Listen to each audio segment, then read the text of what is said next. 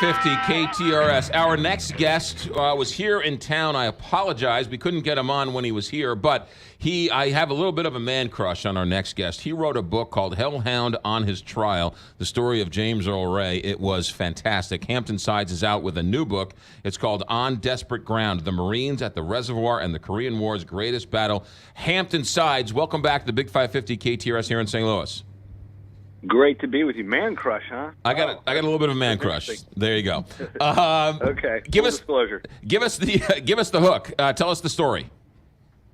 Well, it's a story of the Battle of Chosin Reservoir, which is one of the great battles of modern times, and certainly the greatest battle in the Korean War, as far as I'm concerned. The story of 13,000 Marines who got pushed up into the mountains of North Korea around the shores of a frozen lake in November of 1950, only to be ambushed and, completely surrounded by over 100,000 Chinese soldiers who had just entered the war. It was an enormous intelligence failure on our part, really on General MacArthur's part. But the Marines found themselves in this trap, and they had to figure out a way to bash their way out of this trap and get out of this predicament because they were right on the brink of being annihilated. So it's a story of that battle and the characters who fought it and how they successfully broke out of this trap. General MacArthur told or convinced Harry Truman, did he not, that the Chinese would not get into the war? He did. He was so adamant. He was so determined to push all the way to the Yalu River, which is the border with Manchuria. And so he dismissed all the intelligence reports that he was getting, that these were, there were Chinese all around, and the Marines knew it. They were capturing some of them and interrogating them. But the command in Tokyo, MacArthur's group, just didn't want to believe it and told President Truman that, the Chinese aren't there. Don't worry about it. Even if they entered the war, they won't be a threat of any kind. So that's the sort of the geopolitical environment that the Marines are that's the backdrop as the Marines push into this reservoir country. The book is called On Desperate Ground. Our guest is Hampton Sides, and I suspect when researching the book, you talked to a lot of Marines, but you also talked to a lot of Koreans who survived. Yeah, I went to Korea, and I also met an amazing man who ended up being one of the main characters of the book, a guy named Dr. Baisuk Lee, who lives in Cincinnati, Ohio now. He is a retired doctor. But he was a North Korean who had escaped to the south at great risk, lived with his aunt and uncle in Seoul. They were murdered brutally by the North Korean regime when they came in and took over. He somehow, through convoluted routings, ended up back in his hometown in North Korea when this battle of Chosin Reservoir takes place, and he got caught in the fray and saw it all from the civilian point of view. Amazing story. I mean, we often forget about the people on the ground who live in these places and how they see these wars. So he becomes a major character in the book. How come this story of the Chosin Reservoir isn't better known? Well, it's part of the forgotten war. Just about everything to do with Korea is forgotten except for maybe MASH. I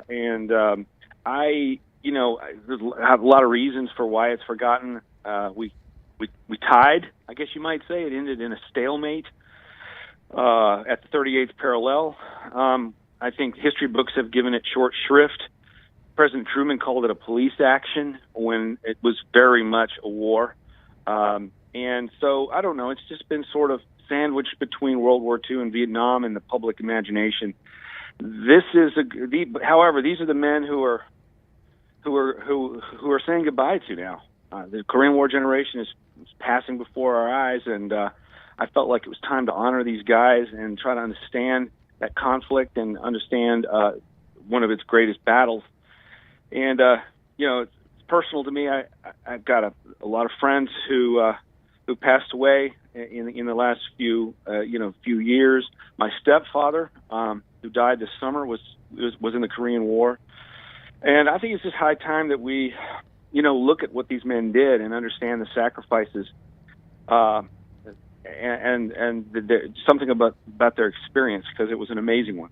The book is called On Desperate Ground. Hampton Sides, our guest. The battle took place in 1950. Truman fires at MacArthur 2 years later. How much of this? No, not 2 years later. Just a few months later. 51. Okay. Yeah, and a lot of what happened at Chosin Reservoir, a lot of what happened in November, December, played into Truman's decision to fire MacArthur. He had presided.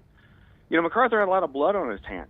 He had presided over the greatest military intelligence failure of modern times. How they were not able to detect 300,000 Chinese soldiers is a travesty, and he blundered badly, and Truman probably should have fired him right after Chosin, but he waited a few more months, and MacArthur did a number of other things that frankly pissed him off, President Truman, and then he also talked about wanting to drop nuclear bombs on Beijing, just take out Beijing. And also he wanted to sow a permanent radioactive zone along the Yalu River, just drop tons of bombs so that no one would ever cross the Yalu River.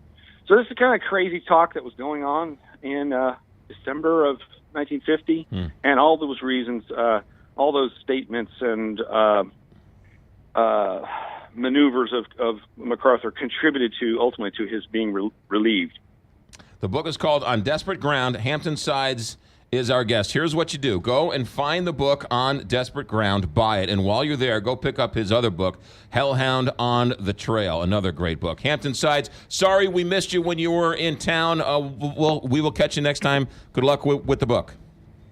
I do appreciate it. I enjoy being on your show. Thanks, sir. Hampton Sides. The book is On Desperate Ground, the Marines at the Reservoir and the Korean War's Greatest Battle. This is a great author. And Hellhound on His Trail is the story of James Earl Ray, how he escaped from the Missouri prison and then ultimately killed Martin Luther King Jr. It's a tremendous story.